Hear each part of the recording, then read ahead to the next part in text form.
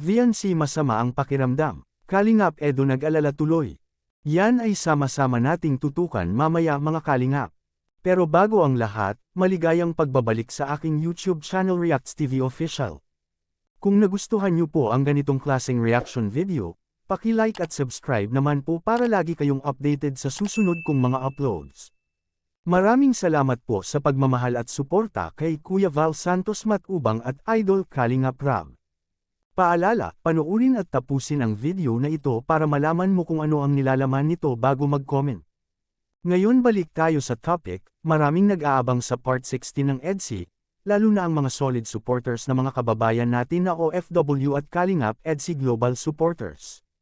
Masaya si VNC dahil sa walang sawang pagmamahal at paghahatid ng mga tulong para sa kanyang pamilya.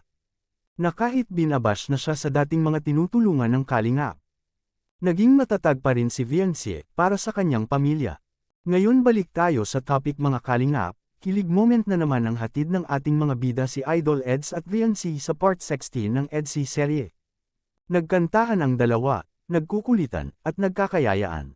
Inaalok ni Idol Eds si VNC na lalabas sila ngayong Sabado. Sasamahan ni VNC si Idol Eds para maghanap ng maskutan. Malaki na ang pagbabago ni VNC ngayon mga Kalingap. Dahil tuloy-tuloy na itong makipagkwentuhan kay Idol Eds, hindi na po siya mahihiya. Para bang comfortably na po siya kay Idol Eds, laking tiwala niya kay Idol Eds kaya, sasama siya para maghanap ng matutulungan. Ngayon balik tayo sa topic, kumanta pa rin si VNC mga Kalingap, na kahit masama ang kanyang pakiramdam, nag-alala tuloy si Idol Eds mga Kalingap. Nilalagnat ka na yata. Oh, ang init mo. Nangyari. Ang init mo nga. Dang.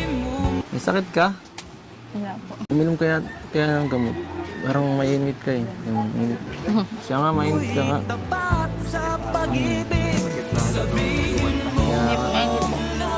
Kasalanan ko ba yan? Hindi po. Anong masasabi nyo dito mga Kalingap? Ito ay isang reaction video lamang kaya pwede po tayo mag-comment sa ibaba mga Kalingap sa comment section. At lagi ko rin itong babalik-balikan na lagi po nating suportahan si Idol Kalingap Rab sa kanyang mga vlog, dahil dito kinukuha ang mga gastusin, tulad ng pabahay, mga allowances sa mga beneficiaries at mga sahod sa ating mga K-boys. Hanggang dito lang po muna ang Kalingap Reacts TV official update ngayong araw mga Kalingap.